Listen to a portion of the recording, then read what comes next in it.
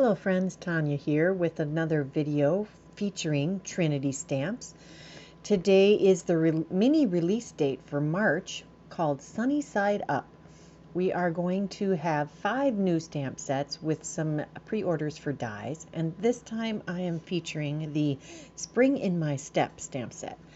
I'm going to start with some green cardstock because if you start with the color that you want your image to be or your piece to be, that can shorten your ink blending time considerably.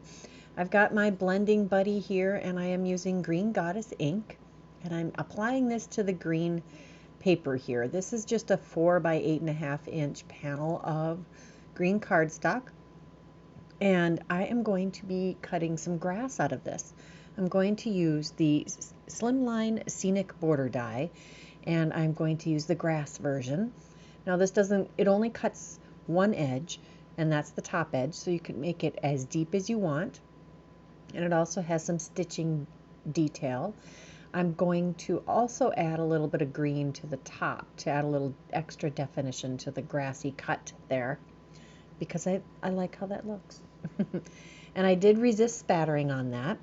I'm also going to use the Slimline stitch card panels, and this is, I think, is it the smallest? It might be the smallest of those panels. Here I've got my watercolor palette of all of the Atelier Ink on 3 re-inkers, and I'm using that to add some pink spatters and a little bit of liquid pixie dust to add a little spattering to that background also. That's going to create our fun spring sky. I'm going to glue down the grassy edging border here, and I cut both of them using the same stitched panel so that they fit together perfectly. I'm also going to use the Slimline scalloped panels, and I'm going to use the largest of those scallops. Next, we're going to do the stamping for our sentiments for the inside and the outside. This one says, "You put a spring in my step," and I'm using the VersaFine Onyx Black ink, and I'm going to stamp that twice. I'm also going to take the Happy Easter from the All Cracked Up stamp set. That's also in this release. Also going to stamp that with the VersaFine Onyx Black twice. I'm going to use some clear embossing powder over the top of that because I like this the finished appearance of this when it has some embossing over the top. Plus it doesn't smear. I am also taking the banner from the scalloped card panels. Fits perfectly over this particular sentiment. I did have to use my big die cutting machine because it doesn't quite fit in my little sidekick. Now it's time to start assembling. Yes, I have some images that I'm going to use, but I did all of that off screen. I'm going to glue down that pink scallop panel to the 3.5 by 8.5 inch Slimline card. I added some coaster blank to the back of the grassy panel and adhered that down, and now it's time to add our fun little gnome and butterflies and the cute little chick. This gnome is carrying 3 Easter eggs and he has some pretty flowers on his hat, and I love that little tassel at the top. It makes me think of May Day, where you have a pole with a bunch of ribbons. I don't know why it does. Maybe just because it looks like a little swirly thing at the top. This little chick is absolutely adorable. He's running right behind the gnome here, carrying his own little tiny egg. And there's 3 beautiful butterflies in this stamp set.